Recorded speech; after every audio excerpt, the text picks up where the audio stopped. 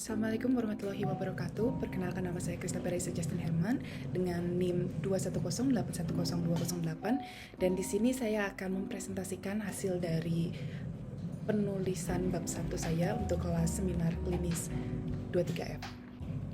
Baik, judul yang akan saya angkat adalah hubungan antara intensitas penggunaan sosial media dengan aktivitas seksual online, khususnya pada kelompok usia dewasa awal. Pengertian dewasa awal sendiri saya mengambil dari teorinya John Santrok di bukunya di tahun 2011. Ia menjelaskan bahwa dewasa awal dibagi oleh dua kategori. Yang pertama itu adalah emerging adulthood yang berkisar antara umur 18 sampai 25 tahun, dan pengertian lain yaitu early adulthood itu diawali dari usia 20 hingga 30 tahun. Namun untuk lebih memudahkannya, saya menyimpulkan bahwa memang dewasa awal itu bermula dari usia 18 hingga 30 tahun.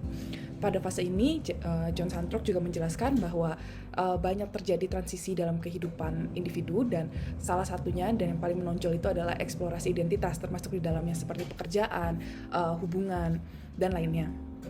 Lalu selanjutnya di buku yang ditulis oleh Haidit di tahun 2024, ia menjelaskan bahwa generasi zaman sekarang yang masuk di rentan usia dewasa awal, ketika masa pertumbuhannya, mereka tumbuh di saat transformasi digital itu berkembang sangat pesat, sehingga perkembangan digital atau teknologi sendiri itu adalah bagian penting, menjadi aspek yang cukup berpengaruh dalam kehidupan mereka sebagai individu. Salah satu aspek dari kehidupan individu yang dipengaruhi oleh teknologi adalah perilaku seksual, sehingga dari sini muncullah satu terminologi yang disebut dengan aktivitas seksual online atau online sexual activity, OSA. Nah, OSA sendiri memiliki pengertian penggunaan internet untuk aktivitas terkait seksual, dan itu di dalamnya bisa berbentuk edukasi, hiburan, interaksi, dan juga transaksi. Untuk dimensi dari OSA ini sendiri, menurut Byers dan juga Sauhesi di tahun 2014, mereka mengadakan penelitian dan mereka menggunakan 3 dimensi online sexual activity ini. Yang pertama adalah non-arousal. Non-arousal itu berarti lebih ke pencarian informasi atau mengedukasi diri sendiri mengenai hal-hal seksual. Jadi itu tidak erotis. Lalu selanjutnya solitary arousal, itu di mana individu menggunakan internet untuk melakukan aktivitas seksual secara perorangan atau secara sendiri, atau bisa juga dibilang contohnya seperti mengkonsumsi konten pornografi untuk stimulasi diri sendiri. Lalu dimensi yang terakhir adalah partner arousal. Jadi di mana individu mencari pasangan atau membeli koneksi, membeli jasa untuk melakukan cybersex atau sexting, atau ia melakukan adanya interaksi dengan pasangan di situ. Bisa jadi juga pasangan secara romantis dan tidak selalu transaksional. Dari salah satu penelitian yang dilakukan di tahun 2018 oleh Syahidah, menunjukkan bahwa 62% individu dewasa awal yang berusia 18 hingga 35 tahun, mereka mengakses konten pornografi. Dan penelitian lain yang dilakukan oleh Sari di tahun 2021 menyatakan bahwa 34% terlibat dalam interaksi seksual secara daring atau secara online. Di dalamnya dapat berbentuk chatting atau video call, pertemuan secara virtual. Sari juga menyebutkan bahwa terdapat beberapa dampak negatif dari online sexual activity ini, seperti kecanduan, lalu munculnya distorsi persepsi terkait hubungan intim, dan juga adanya penurunan kualitas ketika melakukan interaksi secara offline. Lalu seharusnya seperti apa? Kondisi idealnya harusnya ada perlindungan yang lebih untuk pengguna sosial media yang masih muda mengenai resiko online sexual activity, dan perlunya juga adanya edukasi mengenai online sexual activity ini dan juga media sosial secara general kepada kaum muda.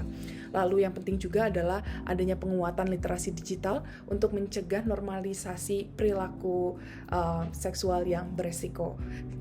Seperti itu. Ya, ada beberapa faktor yang memicu online sexual activity ini terjadi, seperti paparan konten seksual yang berulang, lalu pengaruh teman sebaya, lalu adanya eksplorasi identitas seksual, dan terlebih yang sering disebutkan dan sering muncul juga adalah akses sosial media dan internet yang tanpa batas. Menurut Jenkins, di tahun 2013, intensitas penggunaan sosial media sendiri memiliki arti durasi, frekuensi, dan kedalaman emosi dari si pengguna platform media sosial itu sendiri.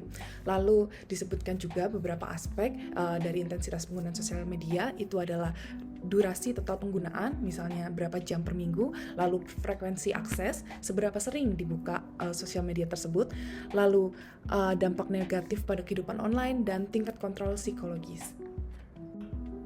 Media sosial memang tidak selalu berkaitan dengan aktivitas atau perilaku seksual, akan tetapi media sosial memfasilitasi transisi dari interaksi yang umum menjadi eksplorasi yang lebih seksual.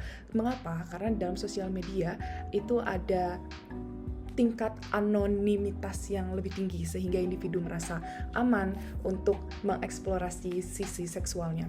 Lalu juga karena adanya umpan balik yang secara instan, hyper personalization effect, di mana kedekatan emosional itu lebih cepat didapatkan dibanding jika harus bertemu langsung.